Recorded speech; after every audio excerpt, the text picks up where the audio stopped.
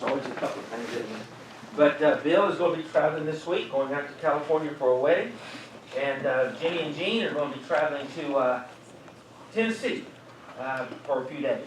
So let's keep them in mind. I think they will not be with us next Sunday. So we want to make sure we keep them in our prayers.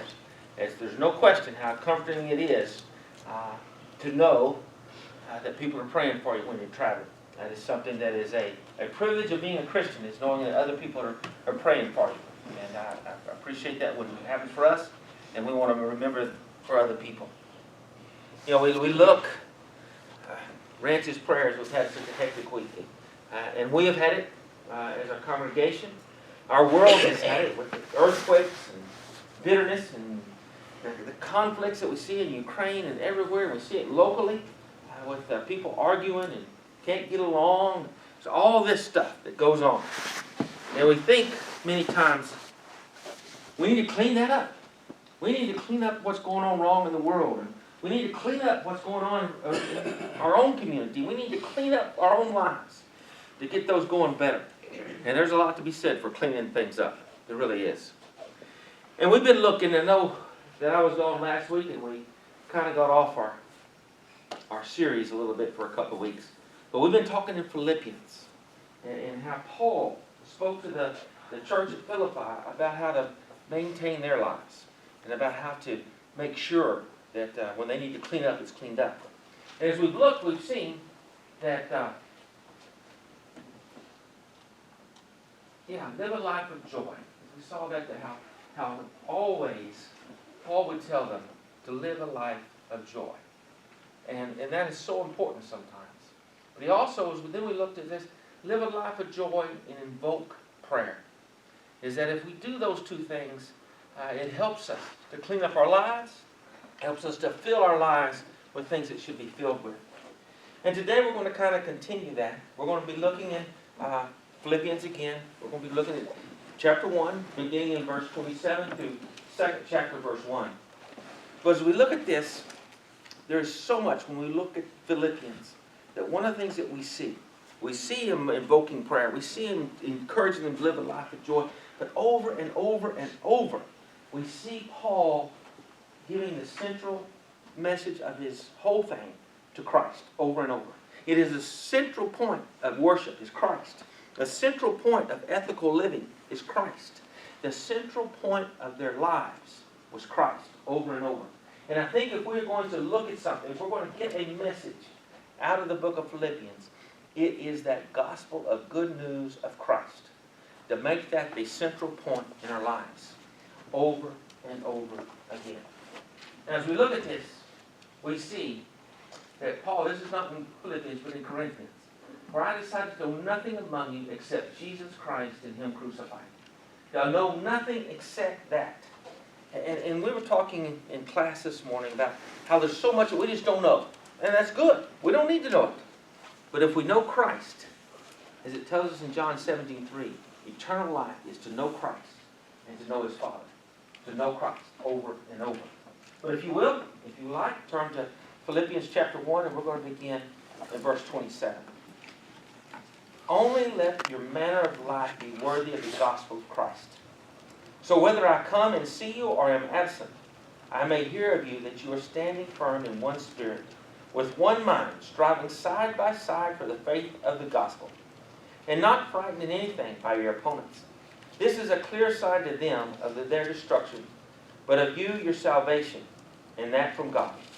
For it has been granted to you that for the sake of Christ you should not only believe in Him, but also suffer for His sake, engaged in the same conflict that you saw I had, and now hear that I still have.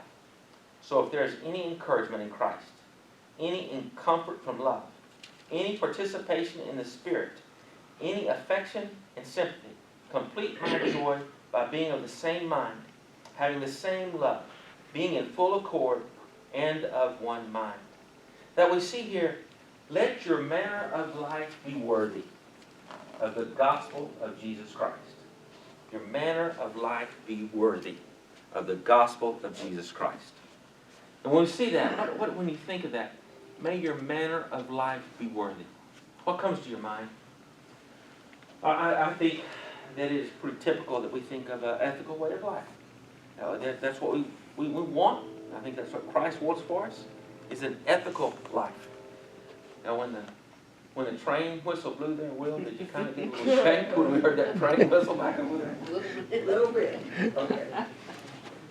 It'd have been better if it had blown while you were standing up here, but there it is.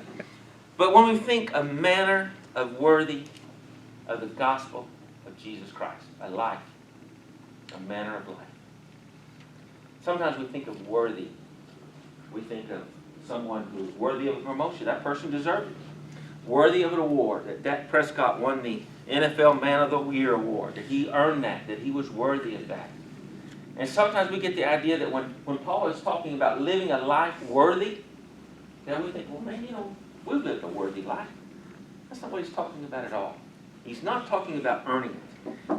When we think of that, it's like, God, aren't you lucky that you've got us on your side? And that is not what Paul is saying. When he is saying, live a life worthy of the gospel of Christ, what he's talking about is honor Christ by the way you live. That honor Christ in the way that people see you live. That these are people living in a Roman colony there in Philippi, Macedonia, and they are surrounded by people who are engaged in a very public religion. It is one that is not. Many times we look at our lives, and we are taught from a very young age that there is a separation of church and state. And that politically, that's fine. I'm not arguing that at all. But in the time that Paul is writing to Philippi, that's not the situation at all. There is no public life and private life. That there is our political life and our religious life. It is one life, and it's all together. And the people that are the neighbors of the Christians in Philippi, they're all going to the temples. They're all worshiping the emperor, or maybe they have other temples they want to go to. And if you have a drought, and they look around, whose fault is it? Well, those Christians over here, they didn't go to the temple. They haven't been praying to the right gods. It's their fault. And so they had a very much of a highly contested place to live. And they were looked down upon because they did not worship the way everybody thought they should. They're not worshiping the God. We don't care if you worship this Christ, but you need to be sacrificing to these other gods too. By them being such a distinct people, they were persecuted because they were not participating in community life. That was the way the community did. And when you had a feast at the temple and you sacrificed a bull or whatever to one of the pagan gods, you shared the bull with your neighbors. And they didn't do that. That they were worshiping Christ instead of all these other gods. And think about this.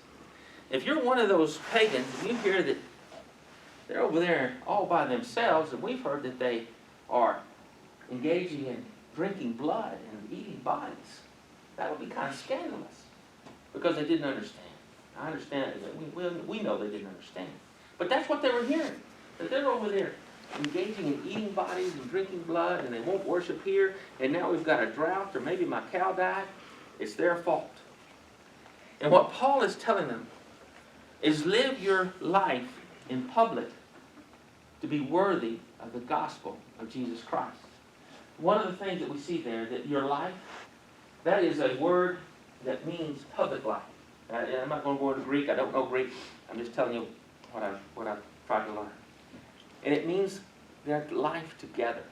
That when they were to live a life together, they were to live it in a way so as to bring honor to Christ, to be worthy of Christ, so that when people wanted to accuse them of bad things, they say, no, we can tell that they're not doing bad things.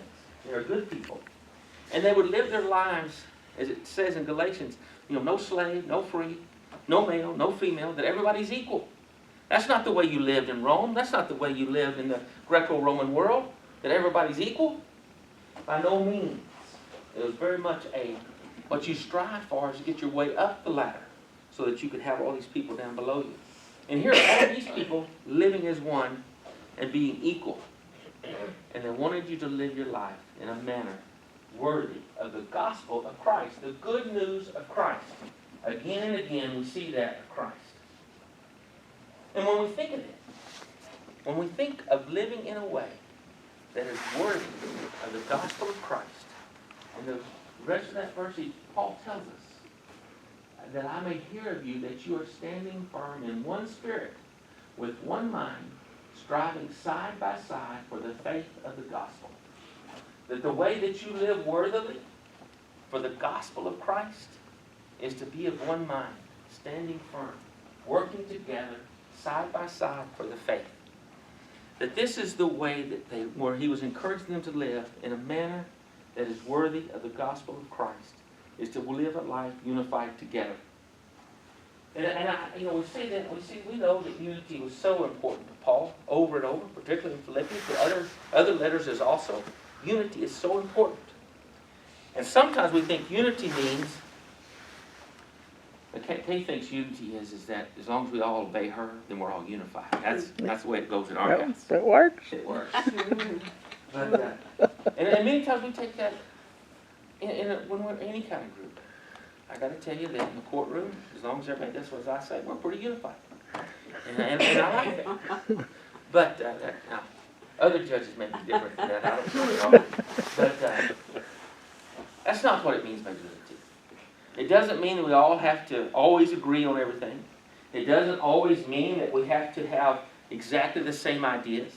But it means that we live together in respect for one another, and that we appreciate one another, and we can live together in unity.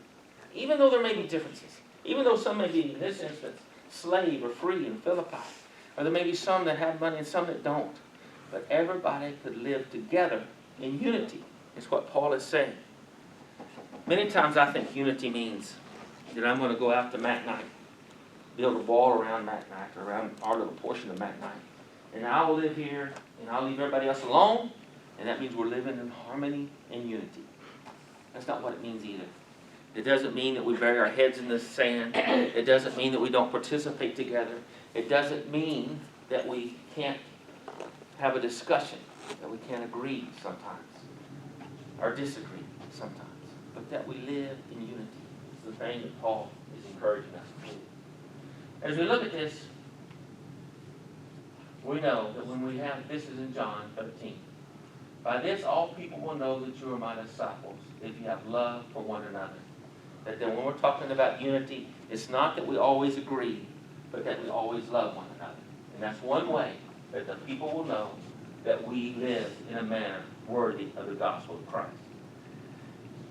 In Philippians, Paul talks about some disunity there in the church in Philippi. There were two women. I entreat Euodia and I entreat Syntyche to agree in the Lord. One of the things I really like about this passage there in Philippians 4 is that we don't know what the problem is. You know, Paul doesn't say, Euodia, you need to agree with Syntyche. Euodia is right in whatever point it is. It may be a point of doctrine, it may be a point of that one of them wants to sit there. We don't know. And it doesn't matter what the problem is. Paul doesn't try to solve who's right and who's wrong, or who's got the better idea, who's got the worse idea. That's not what he does. He doesn't get into the middle of the argument. What he does is he says, agree in the Lord. That you are sisters in the Lord. That you have worked for the spreading of the gospel. That you are fellow workers for the gospel, and agree in the Lord. And so I think the point is not who's right, not who's wrong between these two women, these two sisters of Christ, but rather that they need to agree. And Paul also encourages the other people to speak with them, to help them to come together and agree that they can live in a manner worthy of the message of Jesus Christ, the gospel of Christ. Now, when we look at this, and we saw, let's clean up. And that's something that we want to consider. We want to consider cleaning up. We want to consider being agreeable. We want to consider unity. And one of the things, in order to fill up, in order to clean up, we have to be able to fill up with Christ. To fill up with Christ. You know, so often, people say, most people in the Church of Christ, they're just againers. They're against everything. And they're right. Sometimes we are against things. But here's one where we are in against. Do you not know that he who is joined to a prostitute becomes one body with her? For it is written, the two will become one flesh. Now we look at that, and Paul is talking to the church of Corinth, and he says something that we're against, and we obviously, we know that, we're against. And so often we concentrate on that, and we miss the next verse. And it tells us, but he who is joined to the Lord becomes one spirit with him. Is that it's not just we're against this, but we want to be filled with one spirit with the Lord. And I'm going to tell you, to be filled with the Lord, to be filled with the Spirit. And so when we want to clean up, we clean up by filling up with the Lord. You know, this, I'm not good at this. I know in my head, I know in my heart that the Lord is with us. I know that He's here with us, and He's inside us, and we are one with Him. I believe that, and I know that. But sometimes I have a hard time feeling that, maybe the better word, accepting that. And I'm just telling you, I would, if anybody has suggestions, send them to me. This is a way that I know that the Lord is with me. I usually end up looking at a sunrise or a sunset or something like that. And that's good. I'm not knocking that. But I would welcome any suggestions from anyone who would say, when I'm worried about whether or not the Lord is with me, this is what I do. And this is how I know. And so I think I would welcome that if you want to send that to me this week. Because sometimes I do struggle with that. You know, last week, I know Tony gave a lesson on 3:16 and how over and over it seemed like the Spirit was just reaching out to him on 3:16 and this, and then that would come up 3:16. It was almost like the Lord was trying to send a message to him. And I've been wondering about this week. We've been praying for people. We've been praying for Joella, and we've been praying for Don. We've been praying for Cecil and everybody else. And I think that's really, Will just wanted to get on the prayer list.